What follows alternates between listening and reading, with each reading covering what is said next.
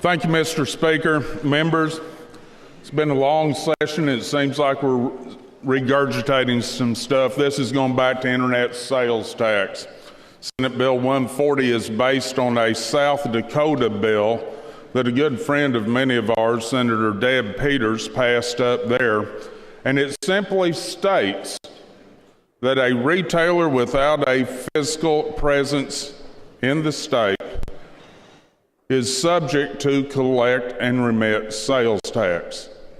That is what we are telling. If we pass this bill, we are telling those retail merchants, most of them over the internet, that they will collect and remit sales tax under the Arkansas sales and use tax laws that were passed and have been in effect since the 1940s.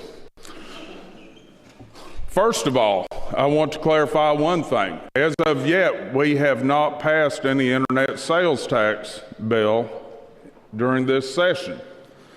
House Bill 1388, which took a different approach to collect these due taxes, has not passed the Senate yet. It's on the floor today. So don't think we can depend on that, because can we ever really depend upon the Senate?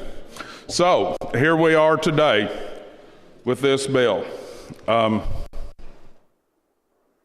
It's really pretty simple. We're telling them to collect and remit. Why do we need it? Well, in 1992, in a court case in the Supreme Court, Quill versus North Dakota, the Supreme Court ruled without a physical presence in a state, a business did not have the responsibility to collect and remit. Since then, things have changed. Technology has outpaced our laws. It is a new day and age. In 1992, nobody ever thought about ordering anything over the internet. Justice Kennedy has challenged the states. He has said, present a bill to us that we can use to reconsider the Quill decision. Well, that's what the South Dakota bill has done. It's on its way to the Supreme Court to challenge Quill, and there is pretty demanding evidence that that will be overturned. And when it is, we need a bill in place. We need a law in place that tells these retail merchants without a physical presence that they have an economic nexus to the state and that they are subject to collect and remit the sales tax. This bill does allow some exceptions. If to qualify to collect and remit, you have to have sales in the state of over $100,000 a year or 200 sales. So therefore, your small vendors, Granny who's making doilies and selling them over the internet, will not be affected there. It's the big retailers. Our Main Street businesses are suffering right now. I heard one representative say that their tire dealer was being emaciated by the internet sales, that people order tires over the internet, they don't pay sales tax, and they bring them to him to mount them. We have to catch up with the times, and that's what this bill attempts to do.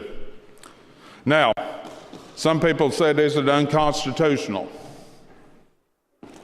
Well, the thing is, if the internet retailers thought that it was unconstitutional, they would not have agreed to collect and remit voluntarily. And Amazon, the biggest gorilla in the room, has agreed to do that. But that's just a small portion of the online retail sales tax revenue. Since Senate Bill 140, this very bill, and House Bill 1388 were introduced and passed as far as they have gone at this time, DFNA has said that they have had several internet retailers call and register to collect and remit sales tax, but they're not going to do it until these bills pass and become law. So we have companies out there willing to collect, willing to remit, and they would not do it if they thought that this was unconstitutional. They just see the handwriting on the wall.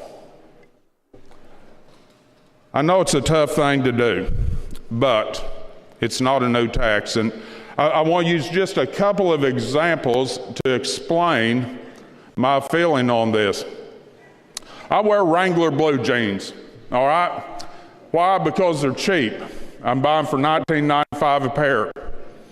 And they make my booty look better, or so I'm told. But the thing is, I buy 5 pair a year because I get them stained up and torn up on the farm. And I went to buy my annual 5 pair of Wrangler blue jeans, and I went to Academy Sporting Goods. They always have a good choice, but they only had 1 pair in my size. So I bought it, and I paid sales tax. I then went to my favorite place to shop, Tractor Supply Company, and I found 1 more pair in my size, and I purchased them, and I paid sales tax there. And then I thought, you know, I'm tired of running around here looking for things. I'm going to go home and order them over the internet. And I went home and I ordered 3 more pair over the internet, and they did not collect and remit sales tax. They're the same brand of blue jeans, the same style, the same size, used on the same fat body for the same purpose, and they didn't collect sales tax. Now, is that fair? And part of our jobs is to be fair and equitable. You know, as far as the fairness, I want to use one more example, and then I'm going to shut up. Y'all have heard enough of me this session, but as far as fairness goes, you don't have to smile that big, Representative Ballinger. But let's use an example. Say somebody had a Ford car dealership in, say, Gravette, Arkansas, and they sold cars there. And say that somebody had a Chevrolet dealership in Heber Springs, Arkansas. Just theoretical here. But if the state said, if you buy that car in Gravette, you have to pay sales tax on it, but if you buy it in Heber Springs, you don't have to pay sales tax. Would that be fair? Or if we just move it, say it was in Gravette and Peyton Chevrolet was in Pineville, Missouri, and they didn't collect from the cars sold there, it would not be fair, and the dealer in Gravette would not sell many cars. Okay, it's a fairness issue. But with that, I'm not going to beleaguer the issue. Y'all know what it is. I think everybody's about made up their mind where they are on this.